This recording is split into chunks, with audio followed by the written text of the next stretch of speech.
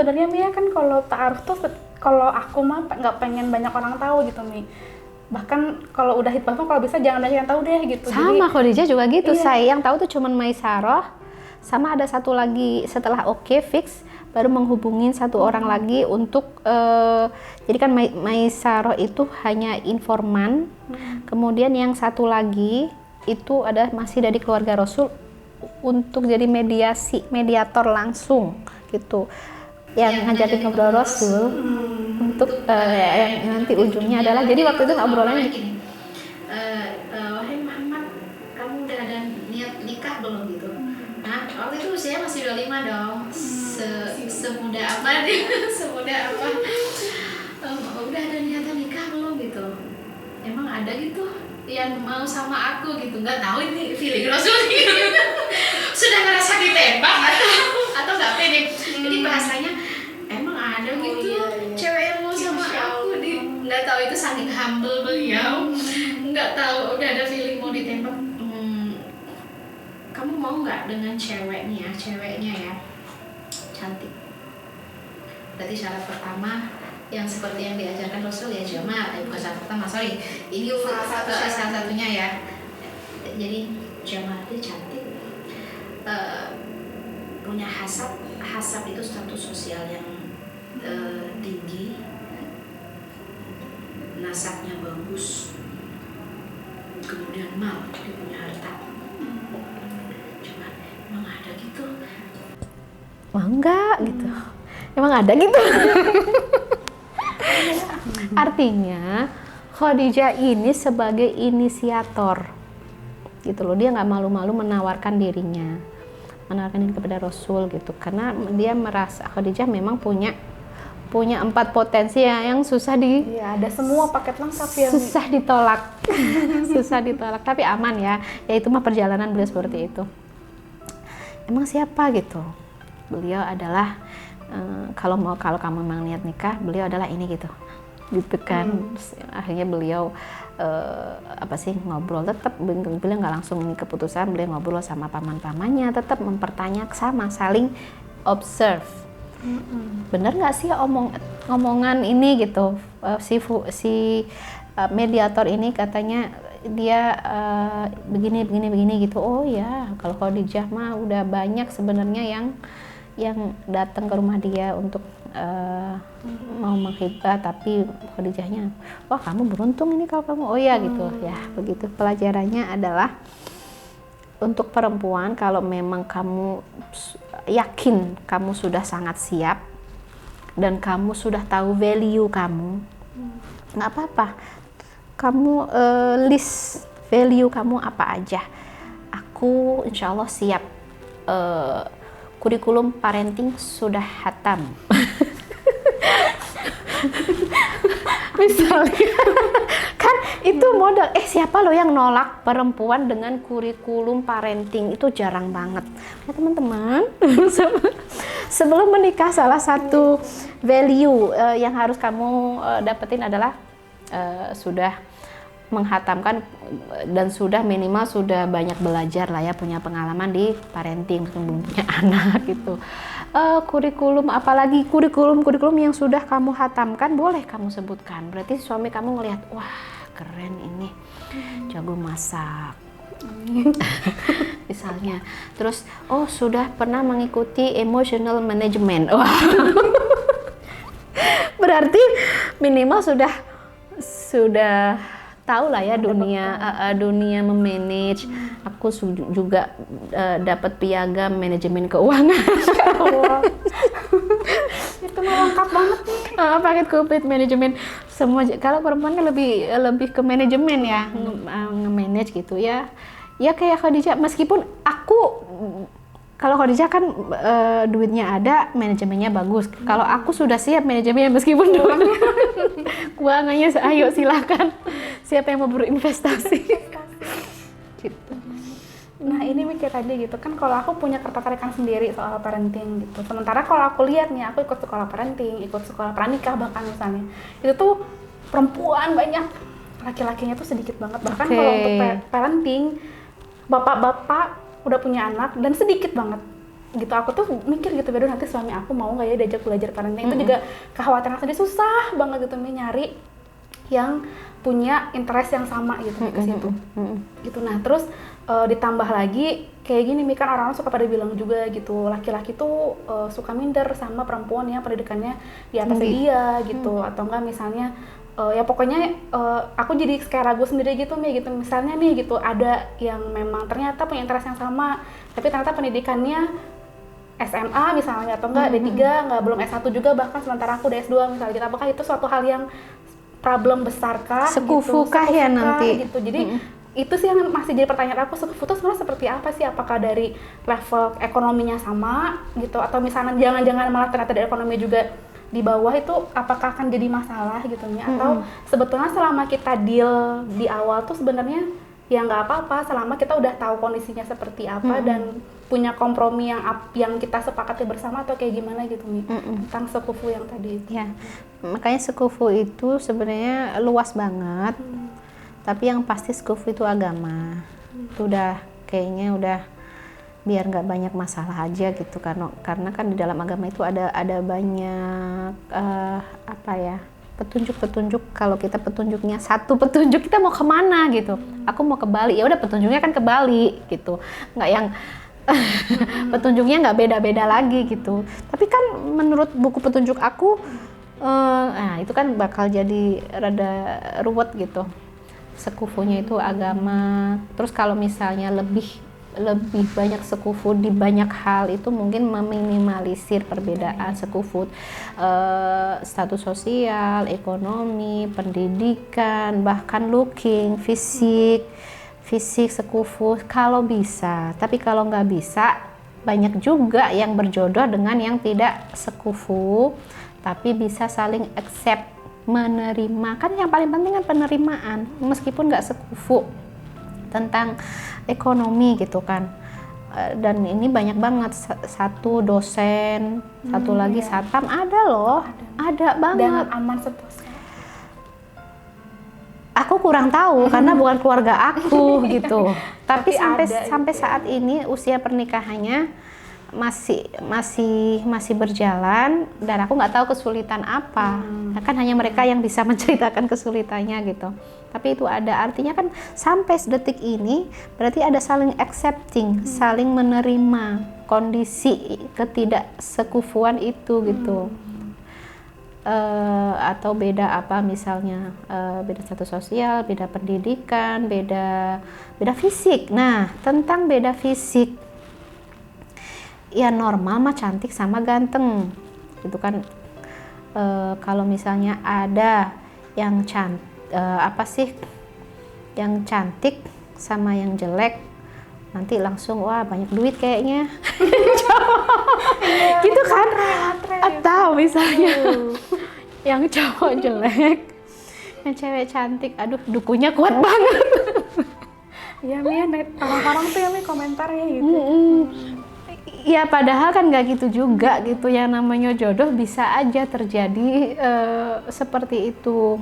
Kayak Julaibib, masih inget nggak kisah Julaibib? Itu nggak sekufu banget, Sagala-gala nggak sekufu. Julaibib nggak sekufu, fisik no banget.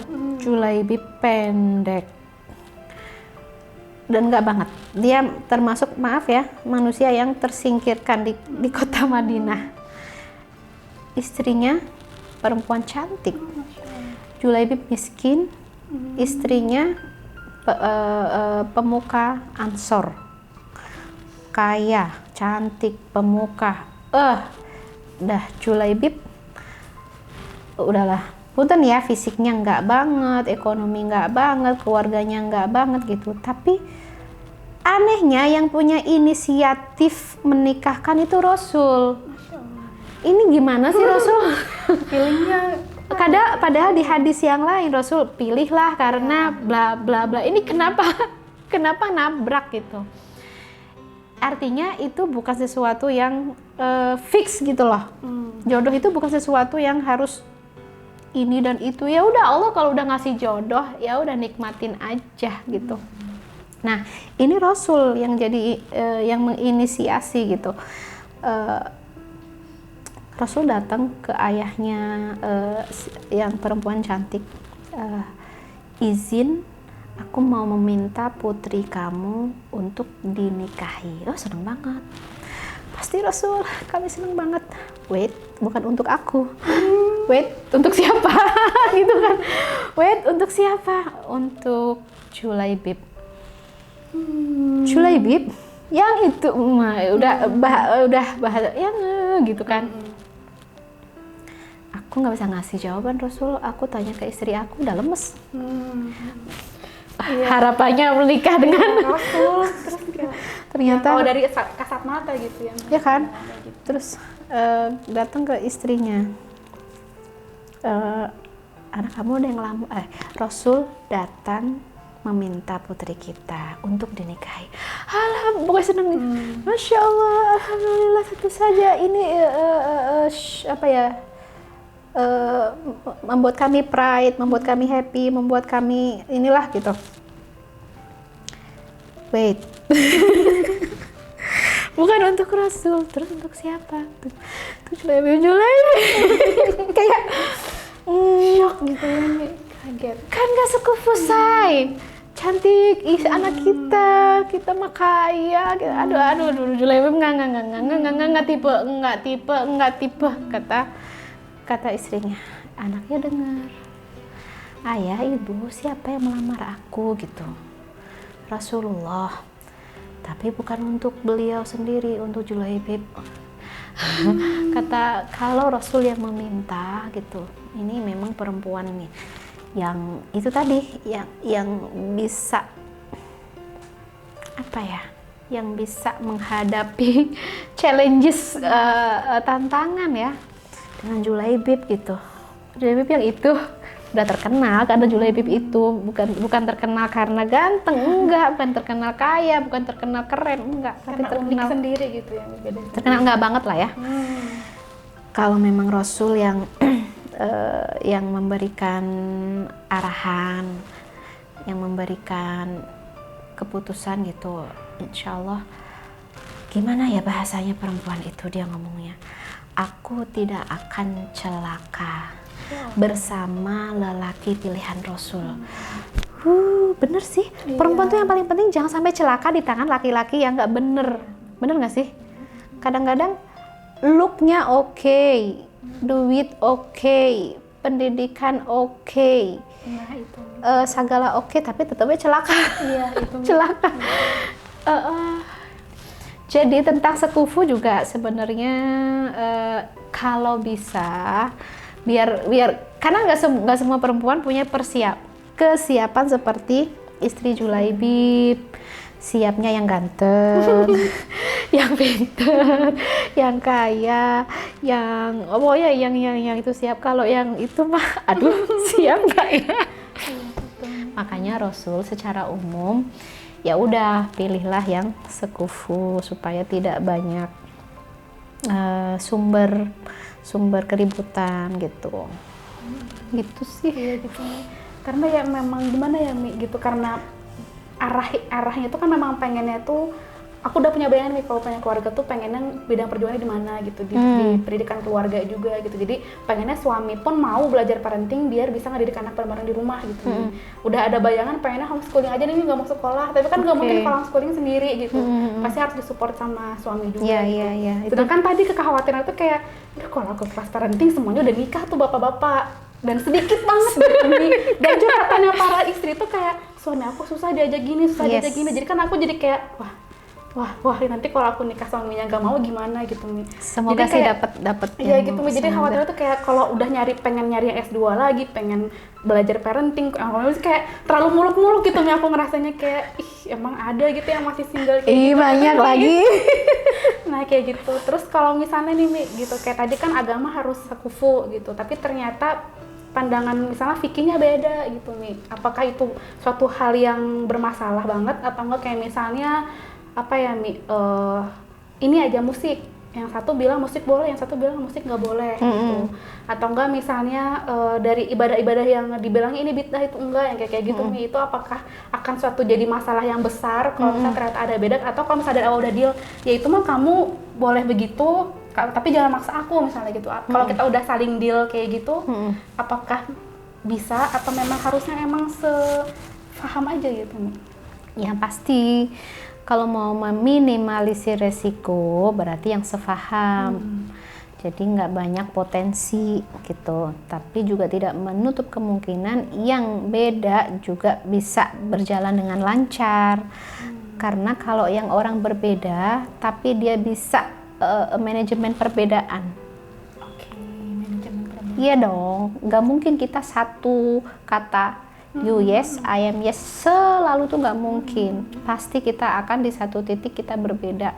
Itu sepakat untuk tidak sepakat itu harus sering kita latih di berbagai kehidupan kita, baik tentang manajemen keuangan, baik tentang misalnya perbedaan ikhtilaf mazhab kah, itu kita harus makanya kalau menurut aku ya, cari itu orang yang orangnya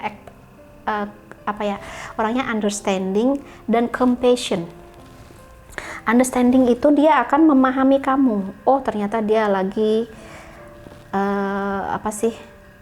lagi mens, jadi error tuh. Jadi kan kalau sudah understanding, dia akan tumbuh kasih sayangnya. Oh, pantas perempuan kalau lagi begitu. Jadi nggak ujungnya itu nggak berantem gitu. Ya memang benar kamu sewot, tapi karena si suami understanding, oh pantas emang lagi gitu.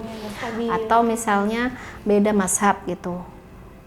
Jadi compassion itu kasih sayang. Kamu kan tetap muslim, kita sesama muslim, yang paling penting kita saling membawa rahmah, bukan saling menjatuhkan. Kamu bid'ah, kamu kalau kayak gitu masuk neraka. Kalau gimana ya, pokoknya kalau kita nggak satu manhaj, kita nggak bisa bersatu. Itu kalau before sih alhamdulillah, karena kan kita belum terikat. Tapi kalau after masih ngomong kayak gitu, artinya after marriage, setelah pernikahan masih bilang kayak gitu, itu pasti aduh, karena dia nggak mengikuti fase manusia itu kan fasenya beda-beda gitu loh. Mungkin di satu permasalahan fase kita sudah duluan, tapi di pasangan kita dia baru start. Tentang masalah apa nih misalnya, kita udah duluan, ternyata pasangan kita start karena nggak punya understanding, nggak mau memahami, mengerti, dan nggak mau ngasih compassion, bantai aja, padahal kita baru start. Apapun itu, masa gitu aja nggak bisa, gitu, masa gitu aja, gitu tuh, itu udah mulai bahasa nggak compassion. Atau ada laki-laki yang semua perempuan tuh kuat, kamu aja yang lembek. Aduh. Gitu. Kata-kata semua perempuan itu mandiri, kamu aja yang manja, nggak usah ketergantungan sama suami gitu. Oh, ya kan? Kita ngomongin apa sih? Iya, itu ketika perbedaan tadi mengenai. Oh iya, oke. Ini kan beda fase. Suami udah kuat, ternyata istri masih lemah. Yang dibutuhkan apa? Oke, yes, istri harus mengejar. Oke, yes, istri harus adaptasi. Oke, yes, istri harus harmoni.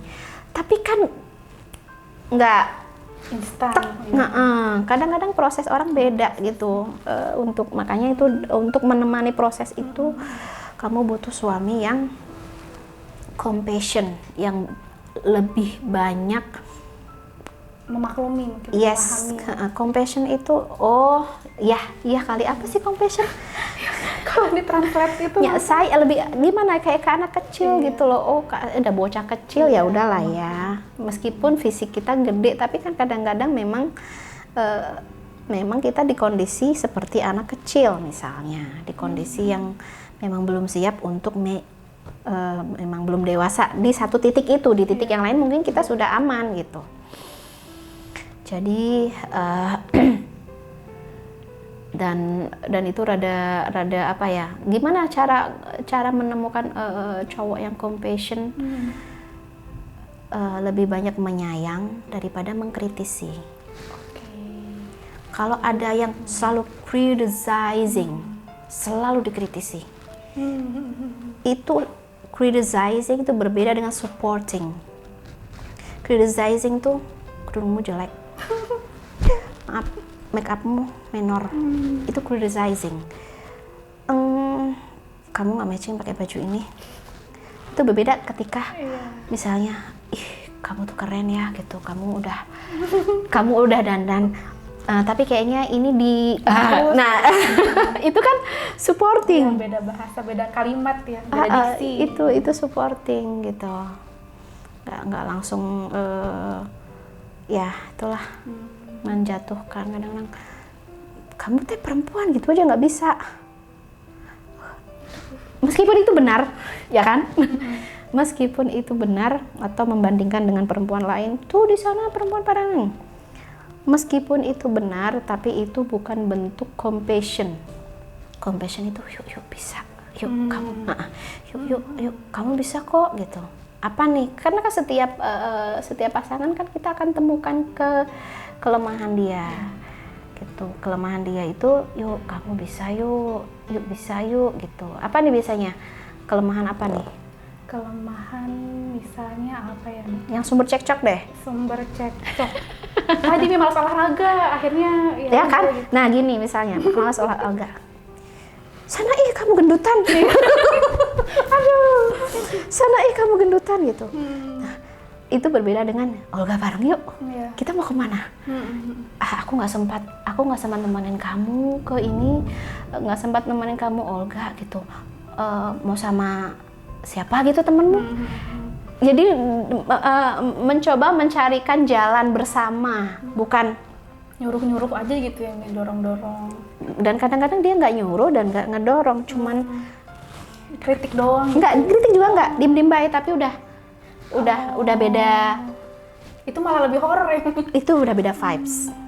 Maksudnya dia nggak ada komunikasi, nggak ngomong apa kekurangan, nggak ngomong apa ini, cuman ya udah beda, udah actionnya udah beda. Ya rasanya udah beda gitu ya, awal. Udah beda aja. Nah ini sih sebenarnya yang rada kadang-kadang saling menebak. Why gitu, makanya butuh komunikasi yang baik, menyampaikan keinginan dan harapan kepada pasangan dengan cara yang compassion tadi, penuh kasih sayang gitu deh. Tapi memang kalau misalnya ini apa nih, kita udah yakin nih misalnya ada orang, oke, kita bisa berdamai dengan segala perbedaan yang ada, misalnya udah ada kesepakatan tertentu, apakah memang ada rasa tertentu bahwa oke, ini dia nih kayaknya yang emang apa emang ada rasa seperti itu, atau selalu emang setan bikin ragu-ragu terus, atau emang bakal ada satu titik oke, mantap dia orangnya gitu. Allah alam ya. Allah alam. Karena kan perjalanan orang kan beda-beda. Ada yang dia ragu tapi diain aja. Ada yang kalau zaman dulu kan bahkan dijodohin, nggak ada rasa, nggak kenal, nggak apa, ya udah. Beda-beda jadi ya. Beda-beda. Ada yang memang karena mantep dan sampai berjuang. Tapi kalau ucapan Rasul sih, lihatlah dia dan cari sesuatu yang bikin kamu berjuang untuk dia. Itu sih kalau kata Rasul. Aku bingung ya bahasa Arabnya gimana, tapi itu intinya. Lihatlah dia, perhatikan dia, kan ketika nazar atau masih di masa ta'aruf, lihatlah dia, perhatikan dia, dan temukan sesuatu yang bikin kamu berjuang. Kenapa kamu harus berjuang? Kamu perang itu untuk apa? Untuk medali? Untuk emas? Untuk apa? Ada nggak sesuatu yang worth it banget kamu, karena yang pasti berjuang itu worth it nggak kamu perjuangkan? Kalau aku belum menemukan sesuatu yang perlu aku perjuangkan, ya udah santai dulu. Gitu. Jadi perjuangannya itu ya, apa yang kamu kan yang diperjuangkan? Yes, gitu, kamu kan bakal berjuang. Berjuang untuk apa, say? Berjuang untuk ganteng, berjuang untuk harta dia, Berjuang untuk apa nih? Jabatan dia. Visi misi nikahnya sama apa enggak gitu kan misalnya. Nah, itu bisa. Kalau kamu sudah menemukan sesuatu yang layak untuk kamu perjuangkan, wah ini udah layak nih aku perjuangkan. Oke, bismillah, berjuang. Dan itu bukan berarti semuanya berjalan lancar juga. Ya berjuang. bahasa Rasul aja begitu loh. Cari sesuatu yang membuat kamu memperjuangkan dirinya. Memperjuangkan dirinya. Cia. Ini dapat banget kata kuncinya nih akhirnya di akhir. Yang sesuatu yang membuat kita mau memperjuangkan dia apa gitu. Iya. Value-nya dia apa yang dia punya gitu. Yes. Masya Allah. Yes. Alhamdulillah. Nah ini nih ya mungkin ya ada beberapa bahan discuss untuk teman-teman yang masih observe. Memang seperti aku bilang tadi, ta'aruf itu bukan hanya ngelihat foto, bukan hanya bahkan tadi Sayyidah Khadijah aja dapat informasi yang bagus banget gitu ya. Nah ini juga apa ya, bahasan-bahasan yang boleh kita, kadang-kadang kan kita sebelum menikah kan ada sesuatu yang wah ini harus tuntas sebelum menikah. Kalau enggak aku nanti kepikiran macam-macam gitu. Misalnya nih kamu cowok dan aku cewek nih ya. Oke, aku ingin bertanya plan apa yang kamu susun untuk memakmurkan iman kita berdua dan keluarga? Memakmurkan iman plan. Karena kita nggak cuman makmur harta dong, nggak cuman makmur dunia, tapi iman kita semakin hari harus semakin makmur. Kamu punya plan apa, Say? Tapi nanti jangan bilang Say dulu karena ini masih Iya. apa? Coba jawab, kamu udah bisa jawab. Kalau aku mami plan memakmurkan iman ya pastinya sama-sama udah punya murabi sendiri, udah rutin tarbiyah. Itu memang salah satu masuk kriteria aku nih. Ikhwannya harus udah tarbiyah dan punya murabi. Itu kan pasti ada bentengnya lah gitu Mi. Kalau udah kayak gitu itu bisa berarti kamu menjaga circle kan? Ya kan, karena memang kita memakmurkan iman tidak bisa sendiri-sendiri, akan lebih seger, lebih mudah, lebih asyik kalau kita punya circle-nya dengan tarbiyah, dengan lingkungan kerja yang baik, dengan lingkungan majelis ilmu yang baik. Itu keren banget. Oke, baik, itu pertanyaan pertama. langsung dites. Pertanyaan kedua. Oke, plan memakmurkan dunia artinya manajemen keuangan kamu bakal punya apa ya, proyeksi keuangan seperti apa? Iya sih Mina, itu proyeksi keuangan. Kalau aku tuh sampai saat ini masih tipe apa ya Mi? Aku tuh kalau ngitung-ngitung jadi tambah stres, itu uang dari mana gitu Mi? Dari mana? Iya, ternyata kebutuhannya gede gitu. Nah itu nih yang masih pengen aku banyak belajar juga sih kalau manajemen keuangan, walaupun udah belajar beberapa, lihat video-video gitu nih yang berbagi beberapa pos gitu. Kita punya kebutuhan apa, kita list prioritasnya mana, yang itu ditabunginnya kemana dulu kayak gitu misalnya. Setelah kita ngeluarin pengeluaran pokok, tapi itu ya masih jadi ilmu, tapi Mi belum benar-benar aku praktekin. Tapi itu benar-benar PR besar. Karena tadi Mi kalau sekarang aku praktekin kayak ini ternyata banyak ya uangnya dari mana, tapi kalau nggak itu ternyata ada aja gitu. Alhamdulillah. Oke.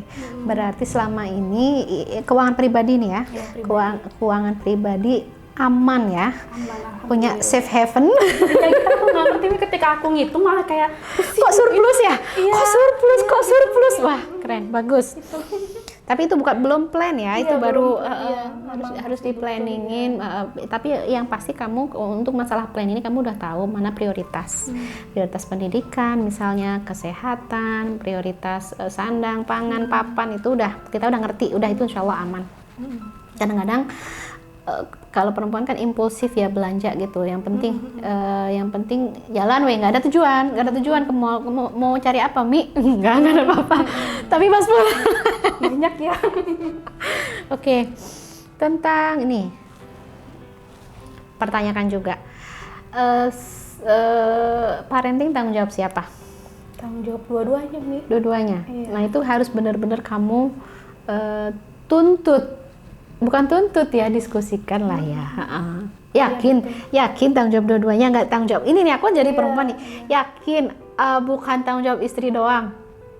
Iya. Karena ya kan kalau misalnya pepatahnya kan kayak perempuan itu madrasah utama, tapi kan kepala sekolahnya itu ayahnya. Tapi kalau aku ya udah aku yang jadi laki-laki deh. Iya, Kamu nggak bisa jadi laki-laki. Ya kan aku perempuan. Oke, coba kalau misalnya aku capek banget, aku sudah all out di luar, yang aku di rumah butuh cas dan nggak sempat mengurus parenting di rumah, apa yang terjadi? Itu laki-lakinya ya. Ini laki-laki menjawab seperti itu. Kamu nggak sebagai perempuan ngejawab apa? Sebagai perempuan ngejawab, ya gimana ya, apa namanya, kan kita sama-sama butuh me time tuh pasti gitu ya, sama-sama butuh me time pasti, tapi kita kompromi juga di awal gitu. Kapan si laki-laki butuh me time untuk menenangkan dirinya, merilekskan pikirannya dan badannya dia juga, dan kapan perempuannya ada. Jadi memang sama-sama butuh me time, jadi memang butuh gantian gitu. Apa namanya, dia boleh gitu istirahat, boleh pergi ke sama temennya, boleh ngelakuin hobinya, tapi pastikan kewajibannya juga memang udah terpenuhi gitu. Itu kan tinggal kita gimana bagi jadwal juga, misalnya mungkin dibikin jadwal khusus gitu, kapan dia boleh santai, kapan istri boleh santai. Itu kan jadi kayak udah nggak akan hitung-hitungan lagi gitu nih gitu. Mungkin kalau aku pikirannya begitu gitu nih, kalau kita udah punya jadwalnya, emang menjadwalkan itu, mungkin udah nggak akan hitung-hitungan lagi, kok dia ini terus, aku terus yang capek. Tapi kalau udah memang ngebagi jadwal, mungkin akan lebih bisa saling mengerti. Berarti menyepakati schedule keluarga. Iya. Tapi penting juga sih schedule keluarga, apa sih timingnya untuk apa aja, biar semua porsinya dapet ya. Oke. Pendidikan dan karir nih, tentang pendidikan dan karir ini juga teman-teman pertanyakan, apakah suami akan support atau seperti apa? Pendidikan dan karir istrinya atau anaknya? Sebagai pasangan. Aku nih sebagai perempuan nih, aku juga punya karir, aku punya jenjang pendidikan, atau aku punya memang ini, aku butuh untuk artinya apa ya, mengupdate diri, untuk mengupdate atau sekedar merefleksikan bahwa tentang merefleksikan pendidikan aku. Artinya kamu support nggak sih tentang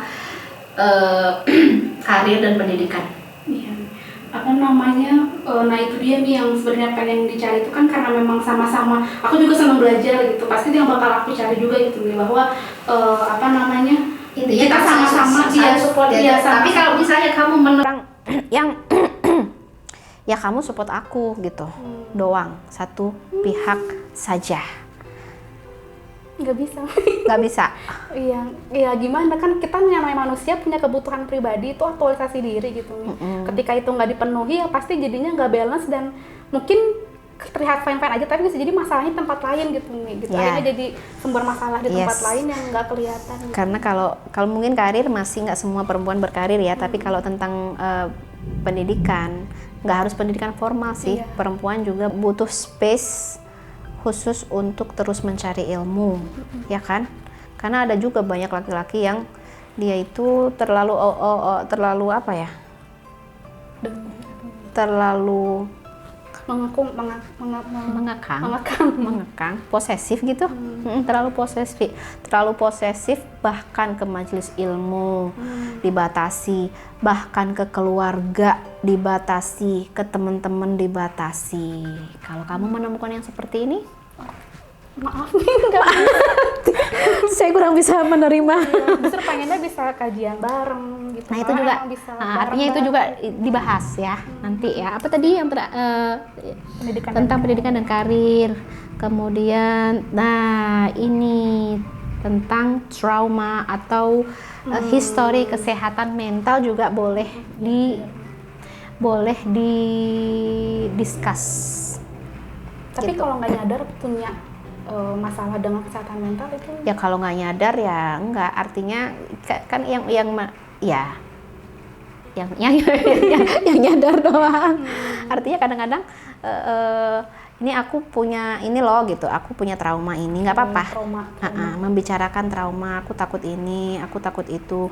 Jadi proyeksinya jadi bisa lebih ya informasinya lebih ada lah ya gitu. Yang dihadapi itu orang seperti apa gitu, yang punya masa lalu seperti apa. Itu sebenarnya kalau dibuka, jangan dibuka semua juga. Kadang-kadang kan ada aib-aib yang nggak perlu, nanti bisa nggak, ini ya seperlunya aja. Yang penting aku punya trauma misalnya.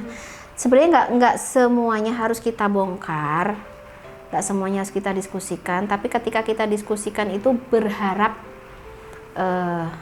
berharap kita itu apa ya, dia membantu kita gitu loh untuk menghadapi apa yang kita hadapi. Misalnya punya trauma nih, kalau kita nggak pernah bercerita ke pasangan kita punya trauma itu, kita pendam sendiri, kita tanggung sendiri, yang suami nggak ngerti, kamu kenapa sih, kamu nih kok kamu nggak paham, pasangan kita nggak paham what happen, jadi nggak bisa kurang bisa mentreatment kita dengan tepat. Tapi kalau kita misalnya discuss, dia akan mentreatment, oh dia kena ini, treatmentnya seperti ini. Itu sih harapannya. Jadi intinya sih apapun yang jadi ganjelan, diskusikan ketika ta'aruf, apapun itu.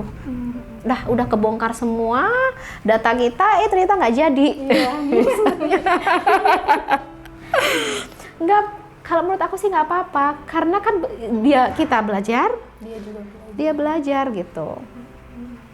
Dan please, karena itu barang pribadi, jangan diumbar. Jangan diumbar, misalnya aku sama kamu terus ta'aruf nggak jadi, semuanya udah kebongkar, terus sekarang aku mau ta'aruf sama Dea gitu kan, terus kamu bisikin ke Dea, Dea gitu. Jadi saling ngejaga ya. Iya, kalau misalnya memang dia akan ta'aruf dengan yang lain lagi, ya biarkan, kecuali misalnya Dea tanya lagi, itu gimana gitu, coba mari kita cocokkan informasinya. Jadi nggak apa sih, ini hanya ikhtiar kita gitu, jangan merasa aduh masa aku perempuan nanti semua ini ya, nggak. Kalau menurut aku sih ini sesuatu yang perlu kita belajar ya, karena kita ini selalu learning and growing. Ta'aruf saat itu, ketika informasinya seperti itu, mungkin di next ta'aruf akan beda informasi, karena itu tadi growing. Mungkin saat itu belum belajar, sekarang sudah belajar, jadi sudah lebih baik lagi gitu. We are learning and growing terus itu. Jadi bukan dalam rangka mengumbar aib diri atau membongkar privasi orang, enggak. We are learning, itu aja sih semangat ta'arufnya. Dan semoga sih lancar. Amin. Sampai menemukan yang terbaik. Masya Allah, Umi makasih banyak. Ini jadi panjang banget bahasan kita, tapi semoga bermanfaat buat aku pribadi dan buat semua teman-teman yang nyimak di YouTube-nya Umi juga. Mudah-mudahan ada bener-bener ilmu. Ini banyak banget, aku ngerasa banyak banget dapat insight banget dari Umi. Ini jazakillah khair Umi. Iya. Jadi apa yang ngeganjel lumayan lah gitu, bisa tersalurkan gitu. Mudah-mudahan jadi inspirasi juga buat teman-teman yang nonton secara online di YouTube. Iya, karena aku sedih gitu, banyak banget yang komen.